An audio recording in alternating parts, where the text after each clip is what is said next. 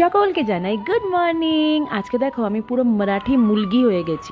আজ বিকালে আমি গেছিলাম মুম্বাই ট্রান্স হারবার লিংক তথা অটল সেতু দেখতে। তো সেই ব্যাপারে কিছু ইনফরমেশন আমি তোমাদের সাথে আজকে শেয়ার করব। 2024 সালের 12ই জানুয়ারি নবী মুম্বাইয়ের সেউরি নব সেবা অটল সেতুর উদ্বোধন করেন প্রধানমন্ত্রী শ্রী নরেন্দ্র মোদী।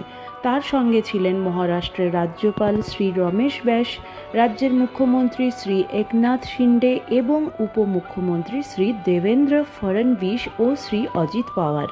21.8 কিলোমিটার দীর্ঘ 6 লেনের অটল সেতু নির্মাণে ব্যয়ের মাত্রা দাঁড়িয়েছিল 17,840 কোটি টাকারও বেশি। সেতুটির 16.5 কিলোমিটার পথ নির্মিত হয়েছে সমুদ্রের ওপর দিয়ে, বাকি 5.5 কিলোমিটার সেতু নির্মাণের জন্য স্থলভূমিকে কাজে লাগানো হয়েছে। ফুল ব্লগ আছে আমার চ্যানেলে, আর আমার চ্যানেলকে সাবস্ক্রাইব করতে একদম ভুলো না।